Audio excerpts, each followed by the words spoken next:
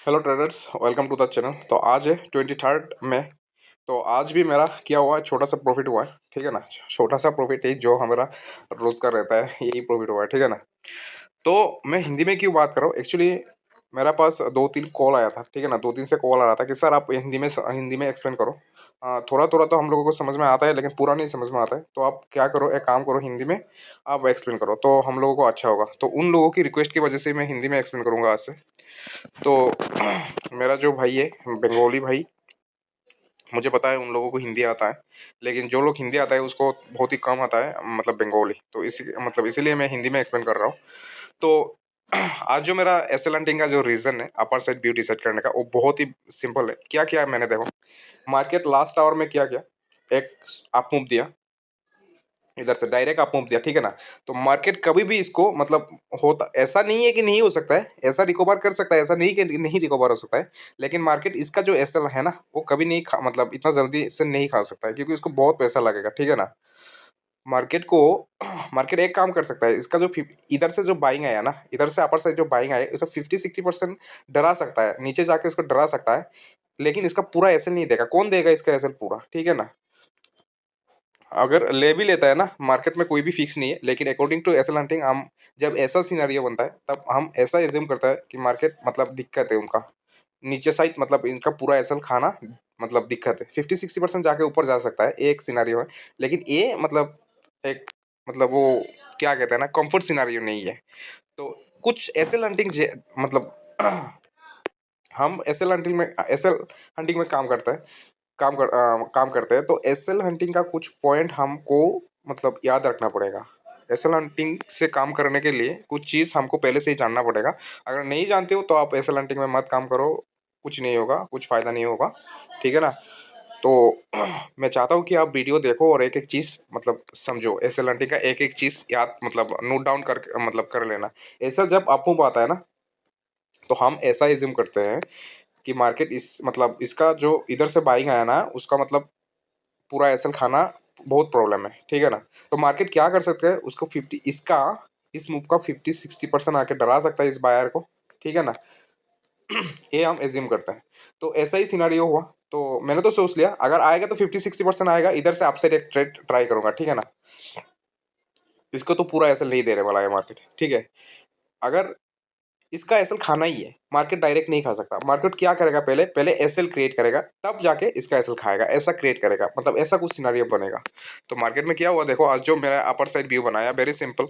क्योंकि मार्केट में upper side SL available था, जो पोजिशनल वाले था ना उसका एसएल अवेलेबल था। ऊपर साइड ऐसा तो नहीं है कि अपर साइड एसएल नहीं है, अपर साइड एसएल है।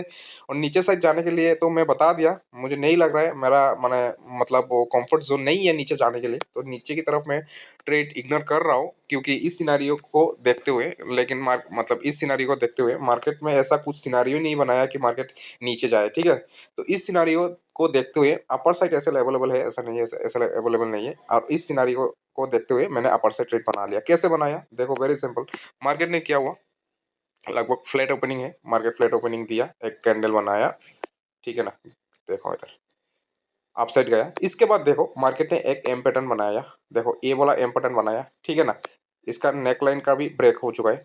तो मतलब हमको क्या बताया, हमको सिखाया गया है जब भी एम पैटर्न बनता है, उसका नेक लाइन काटता है, तो मार्केट नीचे जाता है, उधर में सेलर आ जाता है। ठीक है ना। तो यही हुआ ना, दो तीन सेटअप एक साथ काम कर रहा है, देखो ना, दिखाता हूँ तुम लोगों को। मार्केट ने क्लियर कट एक डब्लू पैटर्न बनाया, नेकलाइन ब्रेक हुआ, सेलर सेलर आ गया। मार्केट कहाँ से रिट्रेस कर रहा है, इधर से हाई टू लो लगाया, इधर से रिट्रेस कर रहा है ना 50%। और मेरा व्यू कौन सा साइड था, मेरा व्यू अपर साइड था। ट्रेड सेटअप भी मिल गया अपर साइड, बस एंट्री बना लो, और कोई देखना नहीं है, बस ऐसा ही करना है ट्रेडिंग, इतना ईजी रहेगा। ठीक है ना। पहले व्यू डिसाइड करना है, इसके बाद आपका सेटअप बने तब भी एंट्री लेना है। व्यू मतलब अपर साइड है, सेटअप नहीं बना ट्रेड नहीं लेंगे हम। व्यू डिसाइड करेंगे प्लस सेटअप बनेगा तब भी एंट्री लेंगे। तो हम मेरा जो व्यू था अपर साइड था, मार्केट अप साइड के लिए जो हम फिफ्थ सेटअप लगाते वो भी कर दिया, दो हो गया ना। और एक सबसे ज्यादा मतलब बढ़िया चीज क्या हुआ, एम पैटर्न देखो ना, एम पैटर्न नेकलाइन ब्रेकआउट कहाँ पे हुआ, 50-60% लेवल पे, गोल्डन जोन पे। तो इधर एक मैंने स्ट्रॉन्ग ग्रीन कैंडल देखकर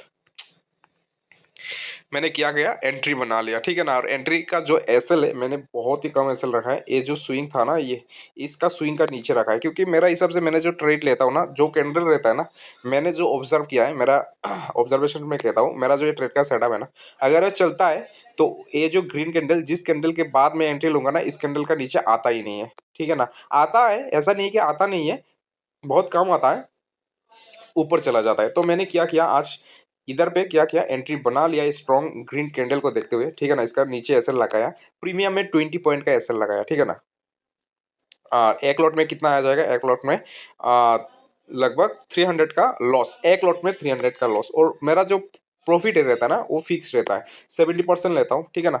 वो मेरा फिक्स्ड है 70%, उसके ऊपर अगर मैं ट्रेल करके जो ले सकता हूँ वो मेरा अलग है, ठीक है ना। लेकिन मुझे 70 पॉइंट का तो टारगेट चाहिए ही चाहिए ट्रेड में, ठीक है ना। और मेरा जो मैक्सिमम एसएल रहता है 35 पॉइंट, मतलब क्या है, एक लॉट में 500 का लॉस और 1000 का प्रॉफिट, ये मेरा एम है, ठीक है ना। लॉस इससे ज्यादा नहीं, लॉस को मैं कम कर सकता हूँ। फाइव, जैसे आज मैंने किया 500 लॉस ना लेके 300 लॉस ले लिया, मेरा प्रॉफिट मैं बढ़ा सकता हूँ ना। 1000 तो मेरा मैक्स मतलब मिनिमम है, उसका ऊपर जो ट्रेलिंग करके मिला है वो मेरा अलग है। मतलब लॉस, लॉस मेरा फिक्स है, 500 का ऊपर पार लॉट नहीं जाएगा, ठीक है ना। तो मैंने आज क्या किया है, 300 का मतलब लॉस लिया है एक लॉट पर, और जो मेरा टारगेट है वो 1000 का, एक लॉट पर 3000 लॉस, 1000 प्रॉफिट, ठीक है ना। 1:3 का ऐसा कुछ मैंने रिस्क टू रिवॉर्ड लगाया।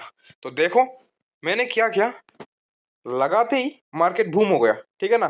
इसके बाद इधर तक आके मार्केट थोड़ा थोड़ा कंसोलिडेट करके ऊपर चला गया। तो मेरा जो रूल है, मैं क्या करता हूँ, देखो सबको सीखना चाहिए ये।